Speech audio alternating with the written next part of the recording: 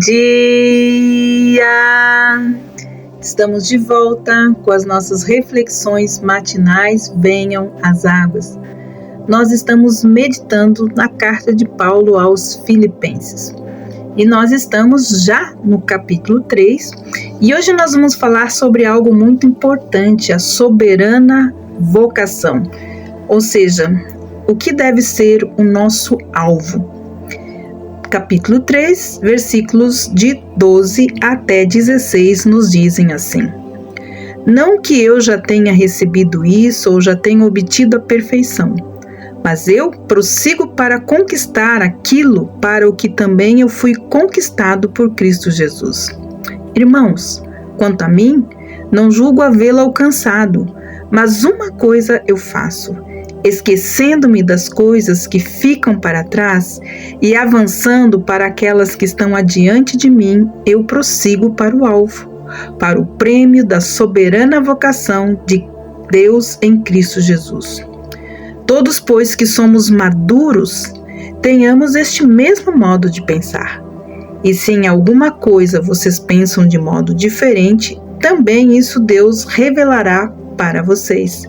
Seja como for, andemos de acordo com o que já alcançamos. Quanta ansiedade, quanta preocupação nós poderíamos deixar para trás se nós olhássemos e pensássemos como o apóstolo Paulo. O apóstolo Paulo não achava que já havia recebido a perfeição. A perfeição aqui não está relacionada com a ressurreição do versículo anterior, e sim com o assunto principal, que é sermos conformados à imagem de Cristo. Não existe aqui a sugestão de que é possível atingir a condição de alma sem pecado ou de chegar a uma condição de vida em que não se possa mais fazer progressos. Paulo era da opinião que a satisfação e o túmulo do progresso. A satisfação é o túmulo do progresso. Por isso ele ainda se esforçava para cumprir o propósito para o qual o Senhor Jesus o salvou. O apóstolo aqui foi conquistado por Jesus Cristo no caminho de Damasco. Então, qual o propósito desse encontro maravilhoso? Que Paulo se tornasse um crente exemplar para que Cristo pudesse mostrar por meio dele o que Deus pode fazer com uma vida humana. Amados, se você já desistiu de orar ou de crer que Deus pode mudar uma vida, lembre-se de quem foi Paulo. Paulo ainda não estava perfeitamente agora, depois de ter sido conquistado por Cristo, ainda não estava perfeitamente conformado a Cristo, assim como nós. Existe sempre um processo que está em andamento em nossas vidas para que sejamos, e diz a palavra de Deus em Romanos 8, 28, 29, que o Senhor usa todas as coisas para o nosso bem, porque Ele tem um propósito, e o propósito de Deus é nos conformar à imagem e semelhança do seu Filho. Todos nós estamos nesse processo. O apóstolo estava se dedicando inteiramente o que esta obra da graça de Deus pudesse continuar e se aprofundar cada vez mais. Esse homem que aprendera a se contentar com qualquer coisa que tivesse, ainda não havia aprendido a se contentar com os seus progressos espirituais. Por isso ele diz: não julgo ter alcançado o ideal. O que então ele faz? Porque todos nós estamos nesse processo de aperfeiçoamento. Todos aqueles que foram conquistados por Cristo. Então, ele sabe que ainda está em processo, o que ele deveria fazer? Aí ele nos responde, nos dá a dica. Mas uma coisa eu faço.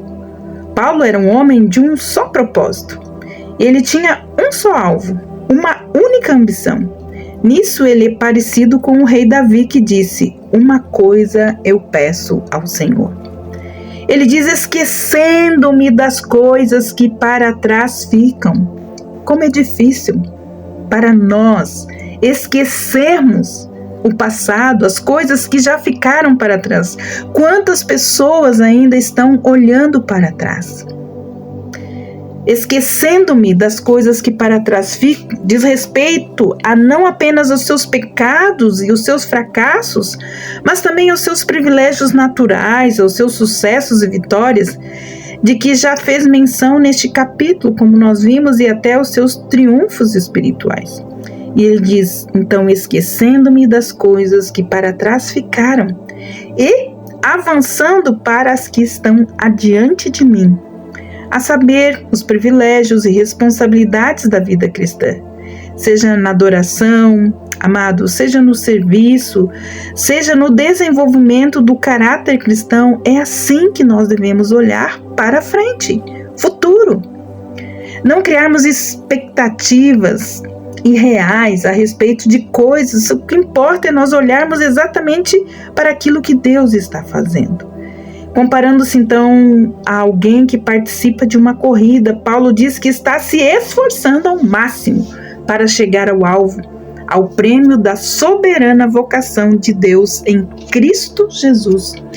O alvo é a linha que demarca o fim de uma corrida. O prêmio é o troféu entregue ao vencedor.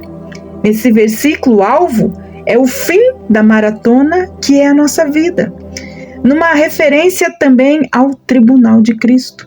O prêmio é a coroa de justiça que Paulo, em outra parte, diz ser o prêmio de todos aqueles que correm bem, como nos diz 2 Timóteo 4, capítulo 8. Então, amados, o alvo é a soberana vocação de Deus em Cristo Jesus. E isso abrange, então, todos os propósitos que Deus tinha em mente ao nos salvar. A salvação, a conformidade a Cristo, ou entrarmos na forma de Cristo, a sermos co-herdeiros com Ele de um lar nos céus e além das inumeráveis bênçãos espirituais que estão disponíveis nas regiões celestiais em Cristo Jesus. Então nós temos aqui uma exortação a caminharmos, olharmos para o alvo, para caminharmos nos lugares celestiais como o apóstolo. Ele fala assim: todos, pois, que somos perfeitos, devemos participar do desejo do apóstolo de sofrer e morrer por Cristo, de se esforçar ao máximo para se tornar semelhante ao Senhor Jesus. Esse é o ponto de vista de um homem maduro na fé cristã, que olha todas as coisas que lhe acontecem. Todas as coisas que lhe acontecem têm um propósito: torná-lo semelhante ao Senhor Jesus. É isso que a maturidade na fé cristã faz conosco. Sabemos que todas as coisas, boas ou más, que nos acontecem, têm um propósito.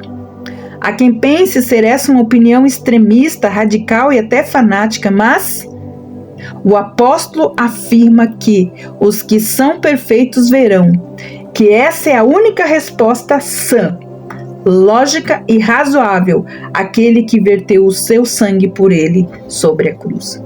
E se porventura pensais de outro modo, também isso Deus vos esclarecerá, diz Paulo.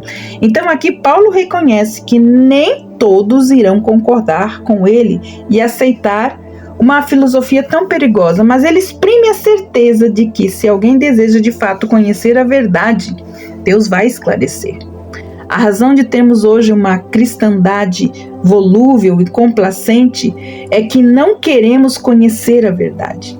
Não estamos prontos a conhecer e obedecer às verdades, às exigências do cristianismo ideal. Quanto a essa verdade, Deus está pronto para esclarecer cada um de nós, a qualquer um que esteja disposto a ser orientado pela verdade. E a verdade é uma pessoa, e a verdade é o próprio Jesus. O apóstolo, então, finalizando o versículo 16, ele nos diz o seguinte: por enquanto, devemos viver segundo a luz que Deus nos deu. Não vale a pena marcar passos até chegar a uma melhor compreensão daquilo que nos é exigido como cristãos? Até que o Senhor nos revele todas as implicações da cruz, nós devemos obedecer à verdade de acordo com a compreensão que temos recebido dia a dia da sua palavra, luz e lâmpada para os nossos pés. Muitas vezes a depressão, ela tem a ver com um excesso de preocupação com o passado e a ansiedade com o excesso de preocupação com o futuro.